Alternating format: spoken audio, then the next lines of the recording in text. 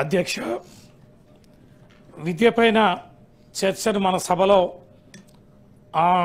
అవకాశం కల్పించడం, మాట్లాడడానికి నాకు అవకాశం కల్పించినందుకు కూడా మీకు ధన్యవాదాలు తెలియజేస్తూ, ఈ విద్యకు సంబంధించి మాట్లాడేటప్పుడు నాకు దీనిపైన చాలా అవగాహన ఉంది అధ్యక్ష.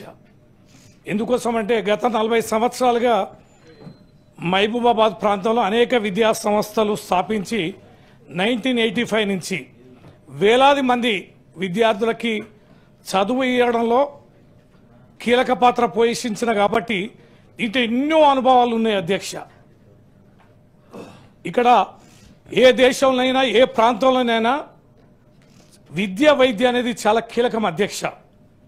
సమాజం పరిపూర్ణంగా ఉండాలి, క్రమశిక్షణాయుతంగా ఉండాలి, అప్పుల బారిన పడకుండా ఉండాలి, పేదవాళ్ళు ఎదగాలి, ఉన్నతిగా ఎదగాలి, ఒక గౌరవప్రదమైనటువంటి సమాజం ఉండాలంటే బ్రహ్మాండమైన ఆరోగ్యం ఉండాలి, చక్కటి విద్య కూడా ఉండాలి అధ్యక్ష. అవును, ఎందుకు చదవాలి అధ్యక్ష? ఒక మనిషి ఎందుకోసం చదవాలి అంటే, ఒకటి వ్యక్తిత్వ వికాసం. నువ్వు చదువుకున్న వాడివి ఇలాగైనా మాట్లాడేది అని మనం అంటాం.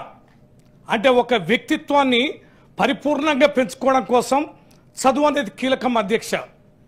రెండవది ఏంటి? సామాజిక బాధ్యత, సోషల్ కాన్సెప్ట్ ఉండాలి అధ్యక్ష. సామాజిక బాధ్యత అనేది ప్రతి ఒక్కరు కనుక భావిస్తే ఉమ్మడిగా ఈ సమాజం ఉన్నతంగా బ్రతకాలి, చట్టం ఏదైతే చెప్తుందో దానిని అనుసరించాలి, మనిషిని గౌరవించుకోవాలి, అన్ని రకాల బాధ్యతల్ని ఈ సమాజంలో బాధ్యతాయుతంగా నిర్వర్తించాలంటే ఖచ్చితంగా చదువుకొని తీరాలనే అభిప్రాయం ఉండాలి అధ్యక్ష. చదువుకొని ఉండాలి. మూడోది ఏంది అధ్యక్ష? కడుపు కూడా నింపాలి. ఎందుకు చదువుతున్నావురా అంటే బ్రతకడం కోసం. ఎవరమైనా చదువు అనేది ఖచ్చితంగా ఉపాధి అవకాశాలని, ఉద్యోగ అవకాశాలను కల్పించాలి అధ్యక్ష. ఈ లక్ష్యాలను ఒక్కసారి నెమరు వేసుకుంటే మనం ఎంత దూరంలో ఉన్నాం అధ్యక్ష? వ్యక్తిత్వ వికాసాలు పరిశీలిస్తే ఇవాళ చాలామంది స్కూల్ పేరెంట్స్ గజ వణికిపోతున్నారు అధ్యక్ష. స్కూళ్ళల్లో పిల్లలు ఏమవుతున్నారు, ఏం అలవాట్లకు గురవుతున్నారు, ఏ రకాల స్నేహాలకు అలవాటవుతున్నారు, వాళ్ళు ఏం తింటున్నారు, ఏం తాగుతున్నారు, డ్రగ్స్ వస్తున్నాయా, ఏ రకమైనటువంటి బంధాలు స్నేహాలు ఏర్పరచుకుంటున్నారు.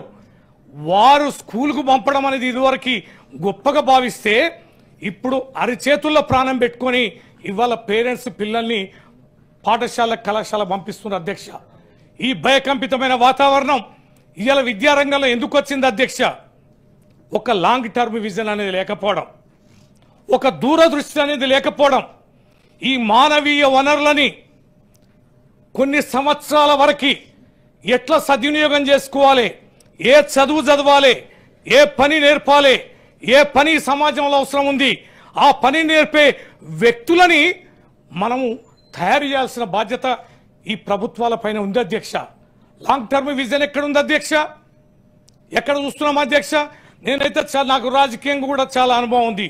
నేను చాలామంది అధికారులు, గతంలో కొందరు ఐఏఎస్ అధికారులు ఉన్నారంటే విద్యాశాఖకి డైరెక్టర్గా, కమిషనర్గా, సెక్రటరీగా ఉన్నారంటే పెను మార్పులు ఆలోచన చేస్తుండేది, ప్రభుత్వాల ముందు పెట్టుండేది, రాజకీయ నాయకులకు అప్పీల్ చేస్తుండేది. ఈ విద్యలో ఈ సంస్కరణలు తీసుకురావాలి, రాబోయే రోజులు ప్రమాదకరంగా ఉన్నాయి, ఈ మార్పును తీసుకురావాలని అధికారులు అనేకమైన ఆలోచనలు చేస్తుండేది అధ్యక్ష. ఇవాళ విద్యాశాఖ అధికారులను ఎవరు నేస్తున్నాం అధ్యక్ష? కేవలం పొలిటికల్ పోస్టింగ్స్ అవుతున్నాయి.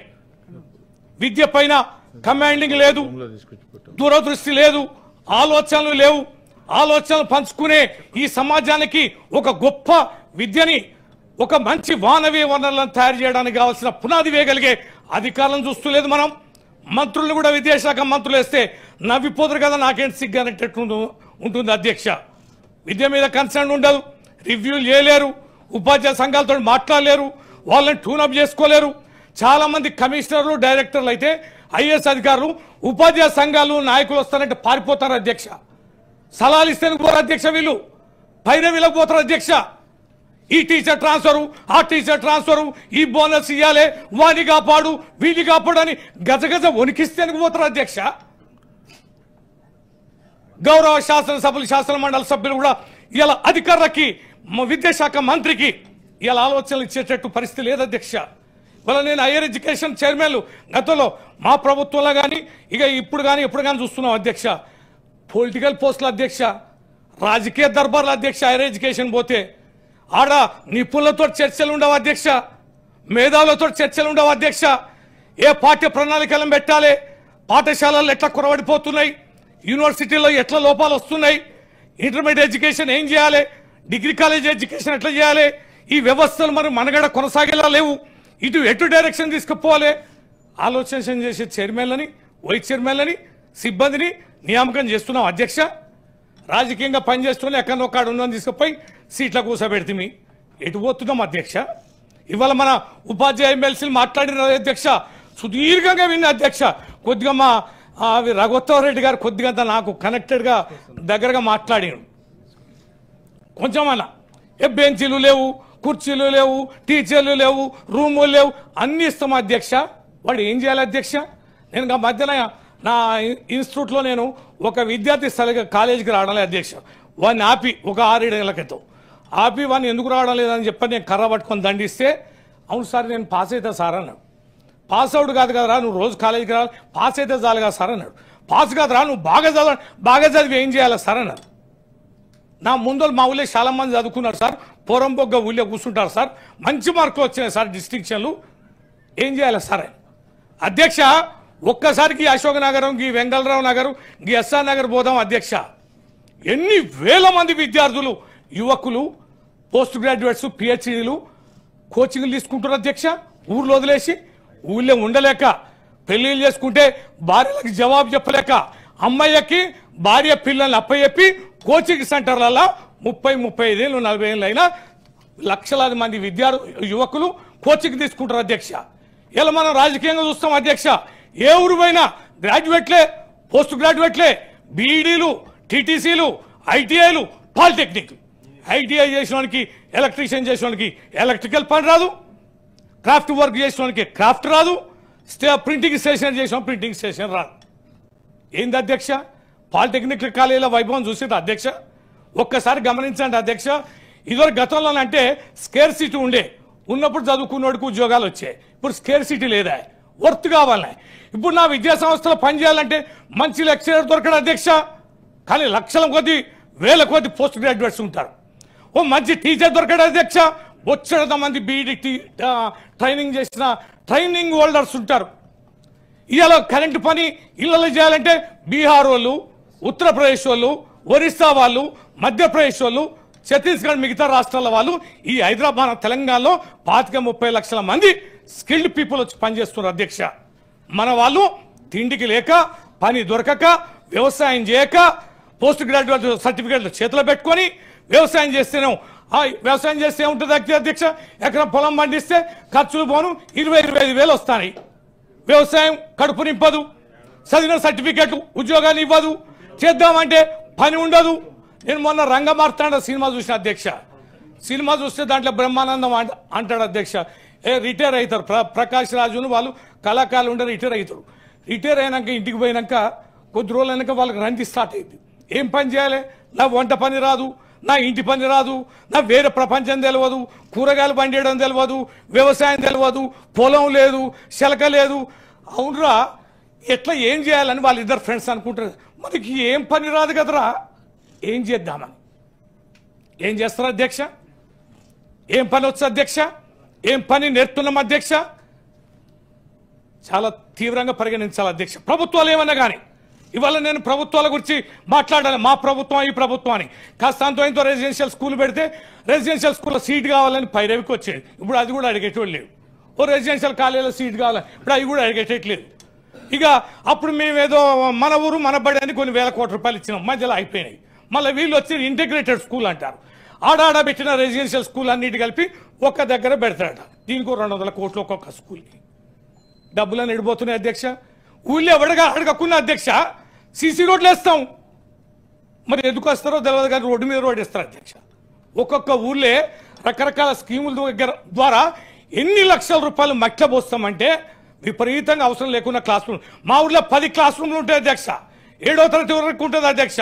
8 టీచర్లు ఉన్నారు అధ్యక్ష, 18 మంది విద్యార్థులు ఉన్నారు. ఎందుకోసం కట్టిదాన్ని రూములు? ఇన్ని లక్షల టీచర్ల ఉద్యోగాలు చేసి ఆ 18 మంది పిల్లలేండి? విశ్వాసం లేక అధ్యక్ష, ప్రభుత్వ విద్యా సంస్థలపైన విశ్వాసం లేక ఇలా గవర్నమెంట్ టీచర్లు అంటారు అధ్యక్ష. మమ్మల్ని ఏం చేయమంటారు? ఆయమన్నోడం private school boy, private college boy, ఇక మరి పేదోడు బక్కోడు మా దగ్గరికి వచ్చే వాడేమో సక్రమంగా బడికి రాడే, మేము ఎట్లా చదువు చెప్పాలని. మరి ప్రైవేట్ స్కూళ్ళల్లో పోయినప్పుడు అలా చదువుకున్నోడికి గొప్ప నౌకరు వస్తుందా? ఏముంటుంది అధ్యక్ష? కొద్దిమంది పెద్ద ఇంజనీరింగ్ కాలేజీలో బాగా 10 లక్షలు ఇది డొనేషన్ తీసుకునే కాలేజీలో చేస్తారట. ఎందుకు 10 లక్షలు కట్టి సంవత్సరానికి 2.5 లక్షలు కట్టి ఫీజు కట్టి ఎందుకు చేస్తున్నామంటే క్యాంపస్ సెలక్షన్లు ఉంటాయట కదా. కొన్ని ఇంజనీరింగ్ కాలేజీలు క్యాంపస్ సెలక్షన్ల కోసం వందలాది ఇంజనీరింగ్ కాలేజీలు చదివిన వాడికి ఇవాళ రూపాయి పని దొరకదు.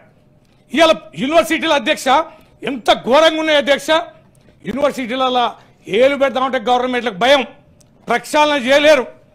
వాళ్ళు చదువుకున్న పిల్లలు ఎంతకాలం నుంచి ఉంటున్నారు, ఎన్ని కోర్సులు చేస్తున్నారు, వాళ్ళ వయసు ఎంత, వాళ్ళకి బతికెట్లు ఇవ్వాలి, వాళ్ళకి ఉపాధిని ఎట్లా కల్పించాలి, ఏం కోర్సులు అక్కడ ప్రవేశపెట్టినాం, ఆ కోర్సులు వాళ్ళ కడుపు నింపుతాయా? వాళ్ళు యూనివర్సిటీ నుంచి బయటకు వస్తే ఎక్కడ పోవాలి? ఎక్కడ పోతున్నారు అధ్యక్ష? మొత్తం రాజకీయాలకు వస్తారు అధ్యక్ష. ఊరు పోయి ఏం చేస్తారుగా? ఖాళీగా ఉండి ఓ కద్దరంగా వేసుకొని జై తెలంగాణ, లేకపోతే జై కాంగ్రెస్, జై బీఆర్ఎస్, జై బీజేపీ అని తిరుగుతున్నారు అధ్యక్ష. చాలా మంది కోర్టులకు పోతే ఒక 20 మంది సరిపోయే మండల చిన్న స్థాయి కోర్టుల 100 మంది లాయర్లు ఉంటారు అధ్యక్ష. ఎంతమంది మీ బార్ల సభ్యులు ఉన్నారంటే 100 మంది ఉన్నారు. ఇంతమంది ఎందుకు లాయర్లు ఉన్నారంటే ఏం లేక, ఏం కోటేసుకుంటే గౌరవం కదా, బతుకు సంగతి తర్వాత లా చేస్తారు అధ్యక్ష, పీజీలు చేస్తారు, పిహెచ్డీలు ఎంతమంది ఉన్నారు అధ్యక్ష? 1000 మంది పిహెచ్డీలు ఉన్నారు. నేను అంటున్నా అధ్యక్ష, ఈ సమాజానికి నష్టం చేస్తున్న ఇప్పుడు మెడికల్ కాలేజీలు గౌరవనీయులు దామోదర్ రాజనరసింహ గారు ఇక్కడనే ఉన్నారు. అయ్యా ఒక్కసారి నేను ఈ మధ్య నా అనుభవాలు చెప్తాను.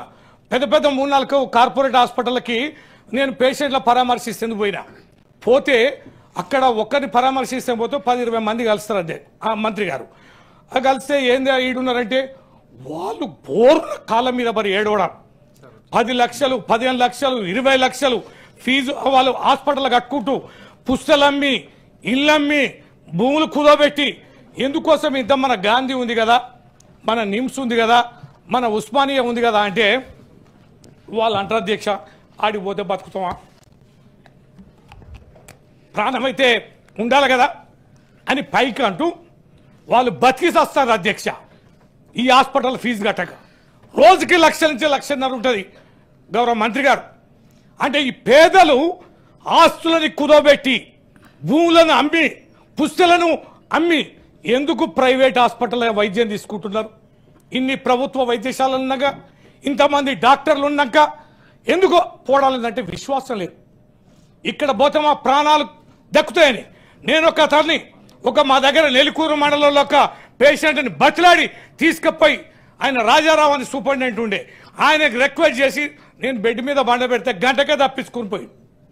ఎందుకు? గాంధీలో చేస్తే ఎందుకంటే వామ్మో నేను ఇక్కడ ఉంటే బతకను, నేను చచ్చిపోతాను. ఎందుకు ఆ విశ్వాసం? ఎందుకు ఇన్ని కోట్లు పెట్టి మనం ఇంత ఎడ్యుకేషన్ ఖర్చు పెడుతున్నాం? ఈ డబ్బులన్నీ ఎడిపోతున్నాయి. ఏ కుటుంబాలని మనం అప్లిఫ్ట్ చేస్తున్నాం? ఏ సమాజాన్ని మనం పెంచుతున్నాం? నేను మొన్న నైజీరియా, కెన్యా పోయిన అధ్యక్ష. పోతే అక్కడ నైరోబి పక్కన మొత్తం దేశాలు 3 దేశాలు కూడా తిరిగిన ఎక్కడ కూడా చెత్త లేదు అధ్యక్ష, ఎక్కడ కూడా హారన్ కొట్టిన వాళ్ళు లేరు అధ్యక్ష, ఎక్కడ కూడా పబ్లిక్ యూరినేషన్ లేదు అధ్యక్ష, ఎక్కడ కూడా కారు ఓవర్టేకింగ్ చేయడం అనేది లేదు అధ్యక్ష. యావత్ సొసైటీ అంతా యూనిఫామ్గా ఒక్క తాటి మీద ఉన్నారు అధ్యక్ష. ఏం వెనుకబడిన దేశాలు, మనం చాలా తక్కువ అంచనా చేసే దేశాలు.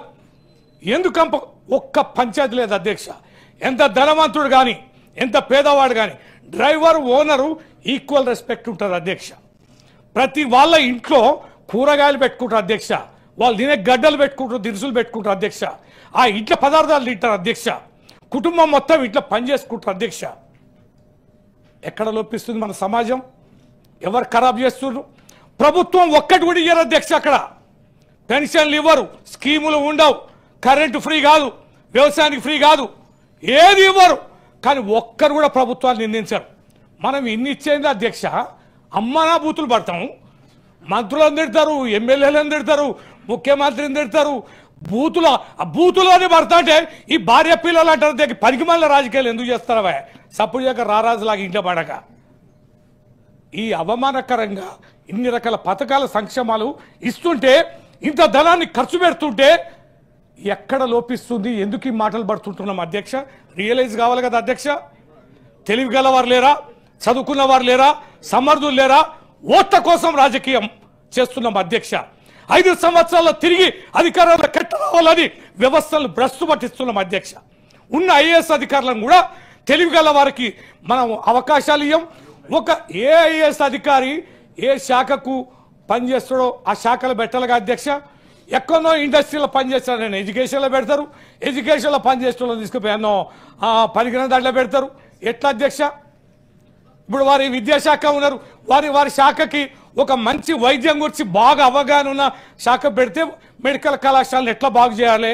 ఈ డాక్టర్లు ఏం చేయాలి అధ్యక్ష? ఇప్పుడు వారు బొచ్చేద్దామంది డాక్టర్లను ప్రొడ్యూస్ చేస్తారు. పోయిన మా ప్రభుత్వ పుణ్యాన్ని చాలా మెడికల్ కాలేజీలు అయినాయి. ఆ మెడికల్ కాలేజీల హాస్పిటల్కి పేషెంట్లు ఎవరు ఓడాలి అధ్యక్ష?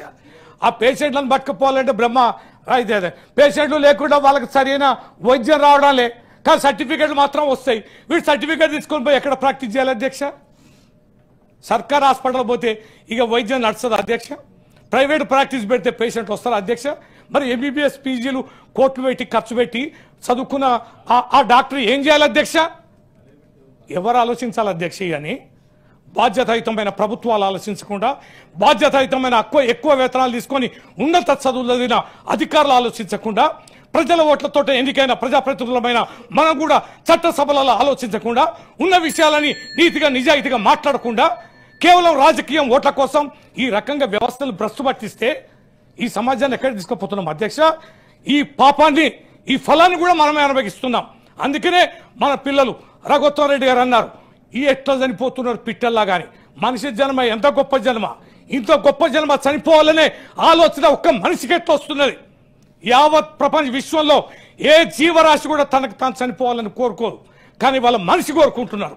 ఇలా చదువుకునే విద్యార్థి కోరుకుంటున్నాడు, ఇలా చదువుకున్న యువకులు కోరుకుంటున్నారు. వీరి చావులకి పాపానికి ఎవరు బాధ్యులు అధ్యక్ష? మనం కాదా? మనం ఆలోచన చేద్దాం. ఓడిపోతాం అధ్యక్ష. ప్రతిపక్షాలు కూర్చుంటాం, ఓ రోజు ఆడ కూర్చుంటాం, ఓ రోజు ఈడ కూర్చుంటాం. కానీ మన దృష్టి మొత్తం ఈ సమాజం కోసం ఉండాలి, మన పిల్లల కోసం ఉండాలి, మన భవిష్యత్తు కోసం ఉండాలి. ఇక మనకు కూడా వస్తుంది అధ్యక్ష. ఆడపిల్ల అంటే ఎంత భయం అవుతుంది, మగ పిల్లలంటే ఎంత భయం అవుతుంది.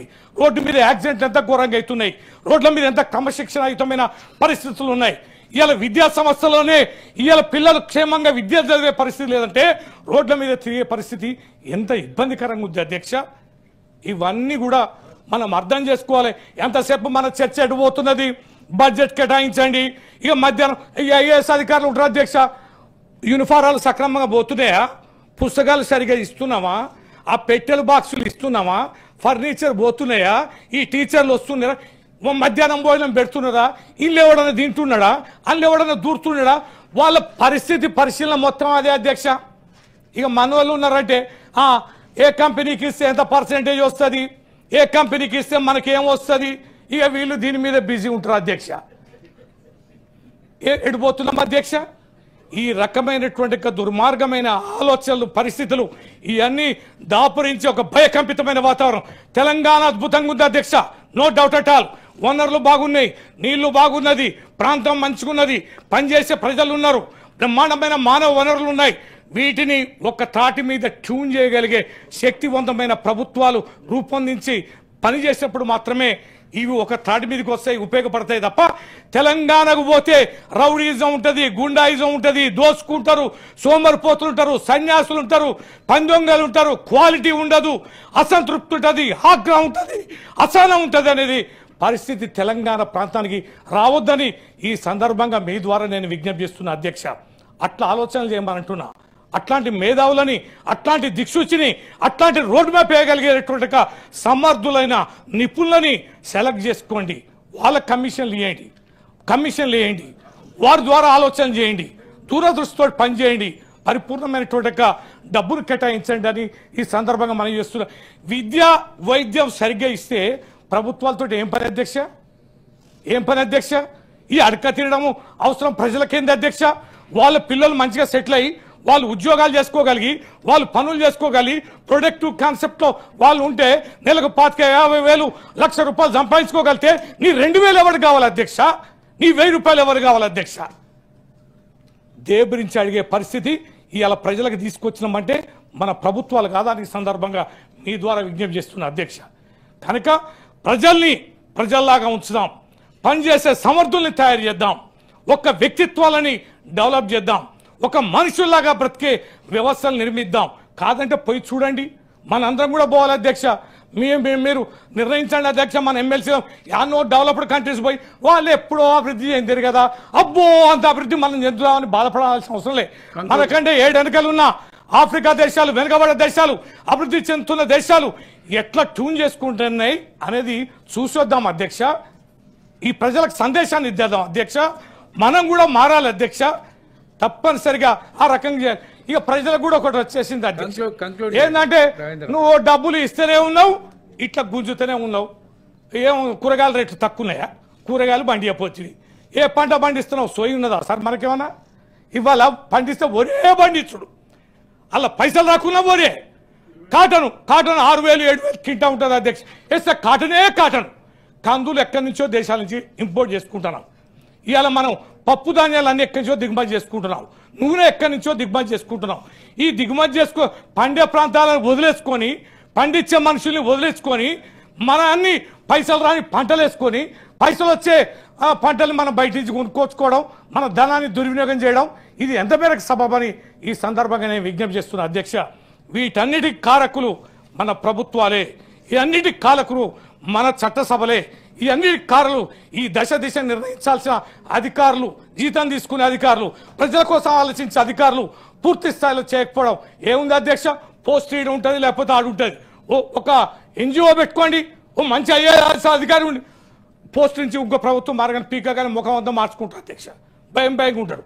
ఒక్క నిమిషం ఆడ పడేయండి, ఒక ఎన్జిఓ పెట్టుకోండి, ఒక సమాజానికి ఒక గొప్ప థీసిస్, ఒక ప్రయోగాన్ని అందించండి. ప్రజలు ఒక మంచి ఉద్యోగ రాజీనామా చేసి మిమ్మల్ని చరిత్రలో చారిత్రక పురుషులుగా మిమ్మల్ని గుర్తిస్తారు. ఆ ధైర్యం వాళ్ళు కూడా చేయరు అధ్యక్ష, మనం చేయమైతివి. ఇవాళ ఇక మా సార్లు అంటారు ఎమ్మెల్సీలు కట్టాలి, మధ్యాహ్నం భోజనం పెట్టాలి, వండి పెట్టాలి, వాళ్ళకి గుడ్లు ఇవ్వాలి, వాళ్ళకి అన్ని పెట్టాలి. పెట్టి ఏం చేయాలి అధ్యక్ష? వాళ్ళని ఏం చేయాలి అధ్యక్ష? ఎక్కడ పంపాలి అధ్యక్ష? దయచేసి మీరుగా, ఎందుకంటే దీని మీదనే పెట్టారు, నాకేం వేదన ఉంది అధ్యక్ష. 1000 మంది నా దగ్గర చదివారు, తిరిగి నేను చిట్టాపత్తి తీసి ఎంతమంది దారిలోకి వచ్చారా, బాగుపడ్డోళ్ళు ఎంతమంది చూస్తారని గింతుంటారు అధ్యక్ష. ఎక్కడో పోయిన వాళ్ళు, అడ్రస్లో ఉన్న ఇంతమంది ఉంటారు అధ్యక్ష. ఇంకా కోచింగ్ సెంటర్లో తిరిగేటోళ్ళు 1000 మంది ఉంటారు అధ్యక్ష. ఏడుపు వస్తుంది అధ్యక్ష, బాధ అనిపిస్తుంది అధ్యక్ష. మనం ఉన్నంత సౌఖ్యంగా ఇప్పుడున్న జనరేషన్ బతికేటట్లేదు అధ్యక్ష. మనం ఇప్పుడు సినీలా లాగులు వేసుకున్నా, కాళ్ళకు చెప్పులు లేకపోయినా, పుస్తకాలు లేకపోయినా, మనం పురుగులన్నం తిన్నా, హాస్టళ్లలో ఉన్నా కూడా మన నయాలు ఎవరు నిందించాలి అధ్యక్ష? ఇవాళ మన పిల్లలు తినే పరిస్థితి లేదు అధ్యక్ష. వాళ్ళు మంచిగా తినాలి, సెల్ ఫోన్లు ఇవ్వాలి, సౌఖ్యంగా ఉంచాలి, ఏసీలలో బండ పెట్టాలి, బస్సులలో పంపాలి, అన్ని ఇవ్వాలి, కార్లు ఇవ్వాలి, సైకిల్ మోటార్లు ఇవ్వాలి, సౌఖ్యాల కాడ ఇబ్బంది పడవద్దు.